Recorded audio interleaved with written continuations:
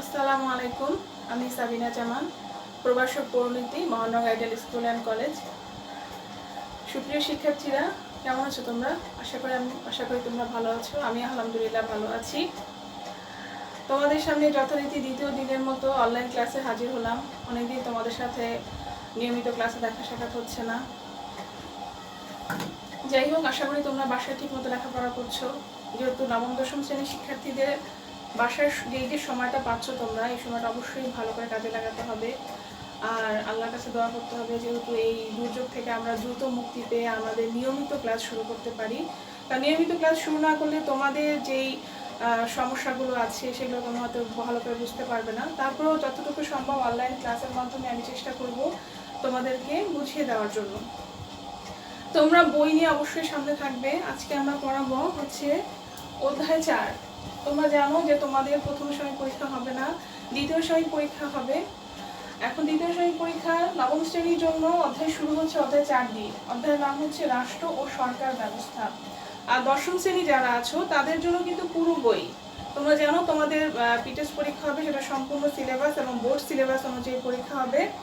সে অনুযায়ী তোমরাও চতুর্থ অধ্যায়ের জন্য প্রিপারেশন নিবে। চতুর্থ অধ্যায়ে আমরা ইতিপূর্বে গত ক্লাসে আমরা আলোচনা করেছিলাম রাজতন্ত্র পর্যন্ত। আজকে আমরা আলোচনা শুরু করব কল্যাণ রাষ্ট্র থেকে। কল্যাণ রাষ্ট্র এবং এর বৈশিষ্ট্যগুলো কি কি।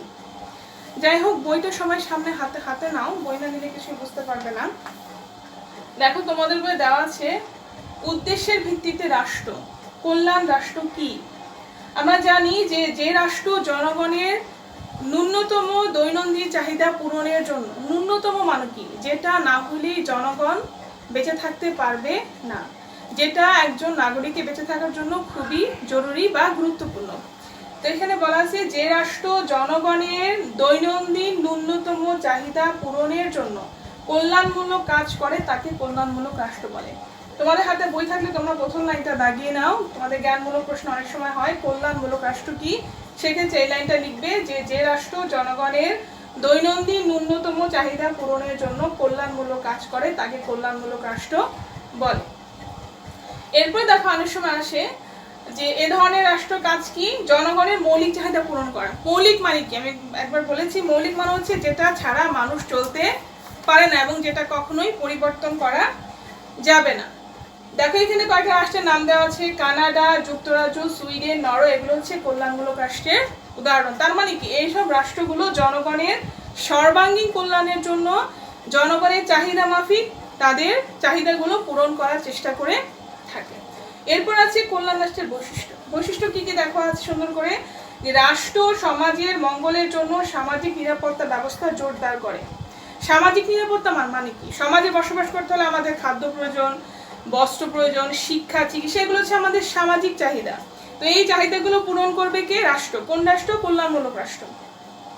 এরপর দেখা যাচ্ছে বেকার ভাতা, অবসরকালীন ভাতা, প্রতিবন্ধী ভাতা ইত্যাদিও কল্যাণ রাষ্ট্র পূরণ করে থাকে জনগণের চাহিদা মাফিক এবং জনগণের কল্যাণার্থে। 2 নম্বরে আছে সচ্ছলদের উপর উচ্চ হারে কর ধার্য করা এবং কম সচ্ছলদের উপর কম কর ধার্য করে দরিদ্র ও দুস্থদের সাহায্য ও পুনর্বাসনের ব্যবস্থা করা। কথাটার মানে কি? সচ্ছল যারা মানে কি, যারা বিত্তবান তাদের উপর উচ্চ হারে কর ধার্য করতে এবং যারা কম বিত্তবান তাদের উপর কম কর ধার্য করে অর্থনীতির একটা ভারসাম্য আনয়ন করা হয়। 3 নম্বর আছে দেখো, কৃষক, শ্রমিক, মজুরদের স্বার্থ রক্ষার জন্য ন্যূনতম মজুরির ব্যবস্থা করে তাদের জীবনযাত্রার মান নিয়ন্ত্রণের ব্যবস্থা করা। 4 নম্বরে আছে সমবায় সমিতি গঠন ও শ্রমিক কল্যাণ সমিতি গঠন করে কৃষক, শ্রমিক ও মজুরদের স্বার্থ সংরক্ষণের ব্যবস্থা করা। তার মানে কি, সমবায় সমিতি মানে হচ্ছে সমবায়ের মাধ্যমে অনেকগুলো জনগণকে একত্রিত করে তাদের মৌলিক চাহিদাটাকে পূরণ করা হয়। এ হচ্ছে কল্যাণমূলক রাষ্ট্রের বৈশিষ্ট্য। তোমরা বই থেকে মুখস্থ করতে পারবে। এখান থেকে প্রশ্ন হবে একটা, সেটা হচ্ছে যে দেখো লিখেছি কল্যাণমূলক রাষ্ট্র কি, কল্যাণমূলক রাষ্ট্রের বৈশিষ্ট্য লিখো। আশা করি তোমরা বাসায় মুখস্থ করে নিবে। তারপরে চলে যাও সরকারের শ্রেণীবিভাগ। এখানে লিখেছি বিভিন্ন ধরনের সরকার ব্যবস্থা। সরকারের শ্রেণীবিভাগ দেখো, সরকারের ধারণার উৎপত্তির সময়কাল থেকে বিভিন্ন দার্শনিক সরকারকে বিভিন্নভাবে ভাগ করেছেন। 1 নম্বরটা কি? ক্ষমতা বন্টনের ভিত্তিতে সরকার, আইন ও শাসন বিভাগের সম্পর্কের ভিত্তিতে সরকার। দেখো যে ক্ষমতা বন্টন ভিত্তিক সরকার আবার কয় প্রকার? এক কেন্দ্রিক সরকার, যুক্তরাষ্ট্রীয় সরকার। আইন ও শাসন বিভাগের সম্পদ ভিত্তিক সরকার কয় প্রকার? দুই প্রকার, সংসদীয় সরকার হচ্ছে রাষ্ট্রপতি শাসিত সরকার। দেখো আমি এখানে লিখেছি ক্ষমতা বন্টনের নীতির ভিত্তিতে বা কেন্দ্র ও প্রদেশের মধ্যে ক্ষমতা বন্টনের নীতির ভিত্তিতে সরকার দুই প্রকার, এক হচ্ছে এক কেন্দ্রিক সরকার, আর হচ্ছে যুক্তরাষ্ট্রীয় সরকার।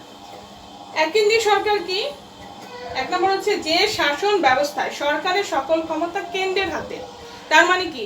একটি মাত্র কেন্দ্র থেকে যে সরকারটা পরিচালিত হয় বা কেন্দ্রই সর্বময় ক্ষমতার অধিকার এবং কেন্দ্র থেকে সকল ক্ষমতা পরিচালিত হয় তাকে বলে এক কেন্দ্রিক রাষ্ট্র। দেখো আমি দাগিয়েছি, তোমরা দাগিয়ে নিবে। যে শাসন ব্যবস্থায় সরকারের সকল ক্ষমতা কেন্দ্রীয় সরকারের হাতে ন্যস্ত থাকে এবং কেন্দ্র থেকে দেশের শাসন পরিচালিত হয় তাকে কেন্দ্রীয় সরকার বলে। দেখো এখানে একটা বৈশিষ্ট্য আছে, এতে কেন্দ্র প্রদেশের মধ্যে ক্ষমতা বন্টন কিন্তু হয় না।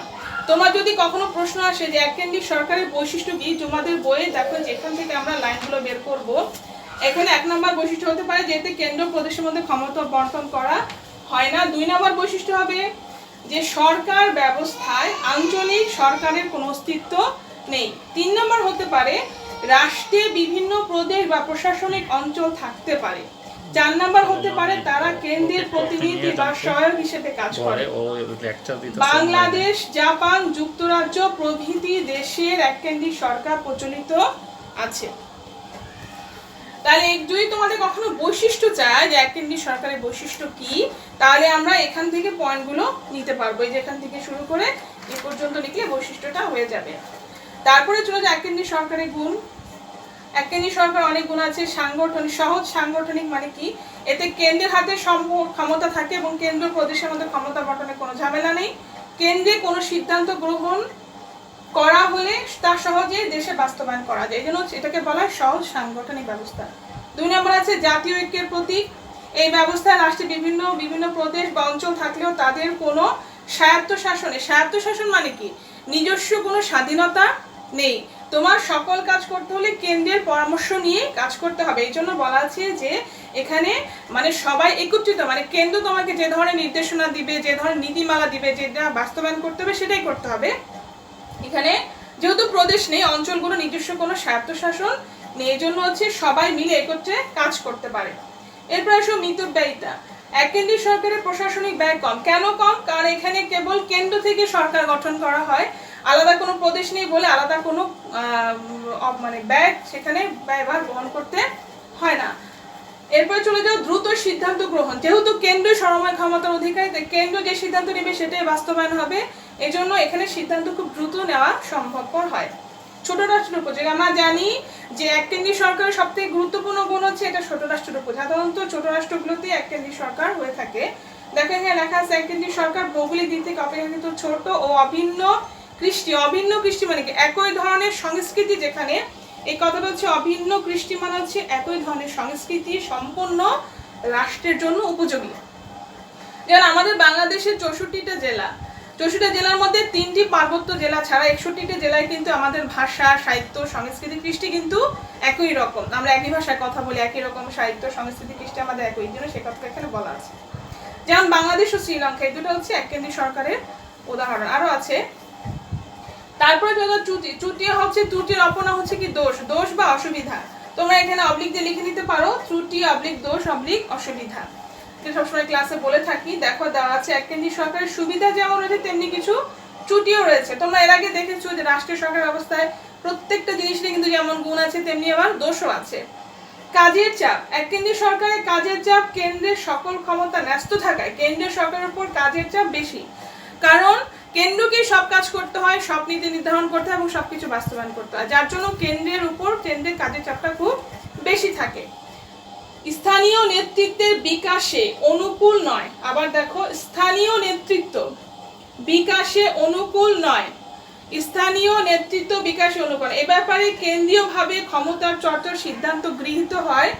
প্রাদেশিক বা আঞ্চলিক পর্যায়ে জনগণের রাজনৈতিক প্রক্রিয়ায় অংশগ্রহণের কোনো সুযোগ থাকে না, ফলে স্থানীয় নেতৃত্ব গড়ে ওঠার সুযোগ থাকে না। কেন থাকে না? কারণ হচ্ছে এখানে প্রদেশে যেমন আলাদা নির্বাচন হয়, সেখানে জনগণের মতামতের সুযোগ থাকে, কিন্তু আমাদের কেন্দ্রীয় সরকারে কিন্তু জাতীয় পর্যায়ে বড় আকারের নির্বাচন এবং সেটা একটাই হয়, স্থানীয় নেতৃত্বে সেখানে তেমন বিকাশ ঘটে না। যদিও ছোটখাটো নির্বাচন হয়, ইউনিয়ন পরিষদের নির্বাচন, উপজেলা পরিষদের নির্বাচন হয়, কিন্তু সেটা খুব ছোট আকারে এবং তাদের তেমন কোনো ক্ষমতাও থাকে না, সকল ক্ষমতা হচ্ছে কেন্দ্রের হাতে থাকে। এরপর দেখো স্থানীয় উন্নয়ন ও সমস্যার প্রতি অবহেলা। তোমরা দেখতে পাচ্ছ হয়তো যে আমি কিন্তু দাগিয়ে ছোট করে দিয়েছি, যাদের সামনে বই আছে তারা কিন্তু বই সামনে নিয়ে এখান থেকে ছোট করে নিতে পারবে, যেভাবে আমি দাগিয়েছি পুরোটা পয়েন্ট মুখস্থ করার দরকার নেই, অল্প লাইন পড়লেই চলবে। স্থানীয় উন্নয়ন ও সমস্যার প্রতি অবহেলা। কেন্দ্রীয় সরকারে সারা দেশে অভিন্ন পরিকল্পনা ও সিদ্ধান্ত নেওয়া। অভিন্ন মানে কি? একই। অভিন্ন মানে হচ্ছে একই পরিকল্পনা ও সিদ্ধান্ত নেওয়া হয়, কিন্তু বিভিন্ন এলাকায় ভিন্ন ভিন্ন সমস্যা থাকতে পারে, যার প্রতি কেন্দ্রীয় সরকারের পক্ষে নজর দেওয়া সম্ভবপর হয় না। এই কথাটার মানে কি? সরকার এক জায়গায় বসে কিন্তু পুরো দেশ শাসন করতে পারবে না। তখন কি হয়, সরকার দেখা যায় অনেক ক্ষেত্রে নীতি বা জনগণের যে সমস্যাগুলো সরকারের অনেক সময় চোখ এড়িয়ে চলে যায়। এই জন্য বলা হয় যে স্থানীয় উন্নয়ন ও সমস্যার প্রতি অবহেলা সৃষ্টি হয়। বড় রাষ্ট্রের অনুপযোগী। সাধারণত এক কেন্দ্রীয় সরকার বড় রাষ্ট্রের জন্য উপযোগী নয়। কেন্দ্রের স্বেচ্ছাচারিতা। স্বেচ্ছাচারিতা মানে কি? এক কেন্দ্রিক সরকার ব্যবস্থায় কেন্দ্রীয় সরকারের হাতে সমস্ত ক্ষমতা কেন্দ্রীভূত হওয়ার ফলে কেন্দ্রের স্বেচ্ছাচারী সম্ভাবনা থাকে। মানে তার মানে কি? কেন্দ্রকে তদারকি করার মতো কিন্তু কেউ থাকে না, তো সে যে সিদ্ধান্ত নেয় সেটা কিন্তু অবশ্যই সবাইকে বাস্তবায়ন করতে হয়। এই জন্য সে অনেক সময় অনেক ক্ষেত্রে অনেক ব্যাপারে স্বেচ্ছাচারী বা স্বৈরাচারী হয়ে উঠতে পারে। যাই হোক, তারপর আমরা যা দেখতে পাচ্ছি যে এক কেন্দ্রিক সরকারের কিছু যেমন গুণ রয়েছে তেমনি কিন্তু দোষ রয়েছে, এবং তোমাদের জন্য কিন্তু এই প্রশ্নটা খুবই ইম্পর্টেন্ট। তোমরা পয়েন্টগুলো যেন কোনো পরিবর্তন না হয়, পয়েন্টগুলো খুব ভালো করে মুখস্থ করবে এবং বারবার খাতায় লেখার চেষ্টা করবে, যাতে করে পয়েন্ট যত বেশি লিখবে পরিণতিতে তত বেশি নাম্বার পাওয়ার সম্ভাবনা থাকে। তারপরে চলে যাও যুক্তরাষ্ট্রীয় সরকার।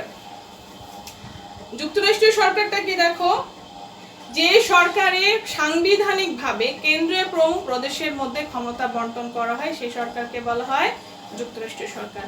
কেন্দ্র এবং প্রদেশের মধ্যে ক্ষমতা বন্টনের ভিত্তিতে যে সরকার পরিচালিত হয় সেটাই হচ্ছে যুক্তরাষ্ট্রীয় সরকার। আবার বলছি, কেন্দ্র এবং প্রদেশের মধ্যে সাংবিধানিকভাবে ক্ষমতা বন্টনের ভিত্তিতে যে সরকার পরিচালিত হয় সেটাই হচ্ছে যুক্তরাষ্ট্রীয় সরকার। দেখো দেওয়া আছে ভারত, মার্কিন যুক্তরাষ্ট্র, কানাডা প্রভৃতি দেশে যুক্তরাষ্ট্রীয় সরকার পদ্ধতি রয়েছে। তোমরা কিন্তু এই পয়েন্টগুলো দাগিয়ে নিতে পারো। দেখতে পাচ্ছ যে এতে সাংবিধানিকভাবে রাষ্ট্রের কর্তৃত্ব ক্ষমতার কিছু অংশ প্রদেশ বা আঞ্চলিক সরকার এবং জাতীয় বিষয়গুলো কেন্দ্রীয় সরকারের হাতে থাকে। জাতীয় বিষয় মানে কি? দেখো, রাষ্ট্রের কর্তৃত্ব এবং ক্ষমতার কিছু অংশ প্রদেশ, সব কিন্তু প্রদেশ ভোগ করতে পারবে না, এবং আঞ্চলিক সরকার এবং জাতীয় বিষয়গুলো কেন্দ্রীয় সরকার। জাতীয় বিষয় মানে কি? তারা প্রদেশ কিন্তু আলাদা কোনো মুদ্রা প্রচলন করতে পারবে না, সে কোনো সেনাবাহিনী গঠন করতে পারবে না এবং সে বিদেশের সঙ্গে কোনো চুক্তি করতেও পারবে না। এই তিনটা বিষয় কিন্তু কেন্দ্রের হাতেই থাকে, বাকি সবগুলোই সিদ্ধান্ত প্রদেশ নিজস্বভাবে নিতে পারবে, কিন্তু এই তিনটা বিষয় প্রদেশ কোনো হস্তক্ষেপ করতে পারবে না, এটা কেন্দ্রের হাতে। এই জন্য বলা হয় জাতীয় বিষয়গুলো কেন্দ্রের হাতে থাকে।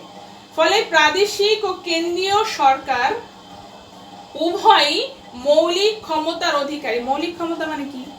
নিজস্ব ক্ষমতা, যে ক্ষমতা কেউ পরিবর্তন করতে পারবে না এবং যে ক্ষমতা সাংবিধানিকভাবে প্রয়োগ করা হয়েছে এবং স্ব ক্ষেত্রে স্বাধীন ও স্বতন্ত্র থেকে দেশ পরিচালনা করে। অর্থাৎ এতে দ্বৈত সরকার থাকে।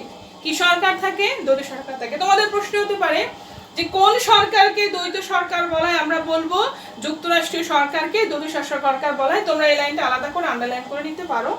এবং ভারত, মার্কিন যুক্তরাষ্ট্র, কানাডা প্রভৃতি দেশে যুক্তরাষ্ট্রীয় সরকার প্রচলিত রয়েছে। মনে রাখতে মানুষের প্রশ্ন আসে, মার্কিন যুক্তরাষ্ট্রে কি ধরনের সরকার রয়েছে ব্যাখ্যা করো, এরকম প্রশ্ন হতে পারে। সরাসরি যুক্তরাষ্ট্রের সরকার কি এরকম প্রশ্ন কিন্তু হবে না, হতে পারে যে কানাডায় কি ধরনের সরকার পদ্ধতি রয়েছে ব্যাখ্যা করো, ভারতে কি ধরনের সরকার পদ্ধতি রয়েছে ব্যাখ্যা করো, এইভাবে ব্যাখ্যা প্রশ্ন আসতে পারে। এই হচ্ছে যুক্তরাষ্ট্র সরকার। তাহলে তোমাদের কিন্তু এই পুরোটাকে মুখস্থ করতে হচ্ছে, এখান থেকে কোনো বাদ দেওয়ার সুযোগ নেই। তারপরে চলে যায় যুক্তরাষ্ট্র সরকারের গুণগুলো খুবই সোজা। জাতীয় ঐক্য, আঞ্চলিক স্বাতন্ত্র্যের সমন্বয় ঘটায়। জাতীয় ঐক্য মানে কি? এ ধরনের সরকারে আঞ্চলিক স্বাতন্ত্র্য মানে কি ভিন্নতা বজায় রেখে জাতীয় ঐক্য গড়ে ওঠে। স্বাতন্ত্র্য মানে কি? স্বাতন্ত্র্য হচ্ছে এক ধরনের স্বাধীনতা, ও ভিন্নতা বজায় রেখে জাতীয় ঐক্য গড়ে তোলে। কেন্দ্রীয় সরকারের কাজের চাপ কমায়। তোমরা জানো যে কেন্দ্র প্রদেশের মধ্যে ক্ষমতা বন্টন করার কারণে কেন্দ্র এককভাবে তেমন কাজের চাপ থাকে না। আঞ্চলিক সমস্যা সমাধান উপযোগী যুক্তরাষ্ট্রীয় ব্যবস্থা আঞ্চলিক সরকার সহজেই অঞ্চলের সমস্যাগুলো বুঝতে এবং চিহ্নিত করতে পারে। কারণ প্রদেশ যেহেতু রয়েছে, প্রদেশগুলো তার নিজস্ব প্রদেশগুলো অঞ্চলগুলোর কি ধরনের সমস্যা আছে, কোনটা দরকার, সেই খুঁটিনাটি বিষয়গুলো সে খুব গুরুত্বপূর্ণভাবে দেখে সেই সমস্যা সমাধান করতে পারে, যেটা অঞ্চল বা জেলায় সম্ভব না। এরপর দেখো আছে রাজনৈতিক চেতনা বৃদ্ধি ও স্থানীয় নেতৃত্বে বিকাশ ঘটায়। যুক্তরাষ্ট্রীয় ব্যবস্থা জনগণ দুটি সরকারের মধ্যে আনুগত্য দেখায় এবং দুই প্রকার আইন মেনে চলে, ফলে জনগণ রাজনৈতিকভাবে অধিকতর সচেতন হয়। এই কথাটা মানে কি, যুক্তরাষ্ট্র ব্যবস্থায় দুটি সরকারের মধ্যে আনুগত্য দেখায় এবং দুটি সরকারই গুরুত্বপূর্ণ, কারণ দুটি সরকারই কিন্তু সাংবিধানিকভাবে গঠিত হয়েছে, এক কোনোটার গুরুত্বই কিন্তু কম নয়, যার জন্য জনগণ দুটোকেই সম্মান করে। এই জন্য জনগণের মধ্যে রাজনৈতিক চেতনা বৃদ্ধি ঘটে এবং স্থানীয় নেতৃত্বের বিকাশ ঘটে। কেন্দ্রের স্বেচ্ছাচারিতা লোভ মানে কি, থাকে না। কেন্দ্র কখনো কি হতে পারে না, স্বেচ্ছাচারী হতে পারে না। কেন্দ্র প্রদেশের মধ্যে ক্ষমতা বন্টনের ফলে কেন্দ্র নিরঙ্কুশ ক্ষমতার অধিকারী হতে, নিরঙ্কুশ মানে কি, অনেক বেশি ক্ষমতা, নিরঙ্কুশ হচ্ছে অনেক বেশি ক্ষমতার অধিকারী হতে পারে না, কারণ কেন্দ্রের কিছু ক্ষমতা থাকে আর অঞ্চলেরও কিছু ক্ষমতা থাকে, এই জন্য উভয় মিলেমিশে কাজ করতে পারে, ফলে কেন্দ্রের স্বেচ্ছাচারী হওয়ার কোনো আশঙ্কা থাকে না। তাহলে এই হচ্ছে তোমার কেন্দ্র ও প্রদেশের মধ্যে ক্ষমতা বন্টন। এই যে আবার চলে যাচ্ছি, কেন্দ্র প্রদেশের মধ্যে ক্ষমতা বন্টন ভিত্তিতে সরকার হচ্ছে দুই প্রকার, একটা হচ্ছে এককেন্দ্রী সরকার, হচ্ছে যুক্তরাষ্ট্র সরকার। তোমরা যখন পড়বে এককেন্দ্রী সরকারের কি, তার বৈশিষ্ট্য আর গুণ দোষ, এবং যুক্তরাষ্ট্র সরকার কি, এটুক পড়লে কিন্তু বৈশিষ্ট্য হয়ে যাবে এবং গুণ দোষ অবশ্যই ভালো করে পড়বে। আশা করি তোমরা সবাই বাসায় নিয়মিতভাবে লেখাপড়া করবে এবং অবশ্যই বই বারবার করে রিভিশন দেওয়ার চেষ্টা করবে। আর যেটা পারবে না সেটা অবশ্যই আন্ডারলাইন করে রাখবে। নিয়মিত ক্লাস যখন শুরু হবে তখন আমরা বিষয়গুলো সলভ করে নেব। আজকে ক্লাস এখানেই শেষ করছি। তোমরা সবাই ভালো থাকো, সুস্থ থাকো, সুন্দর থাকো। আসসালামু আলাইকুম।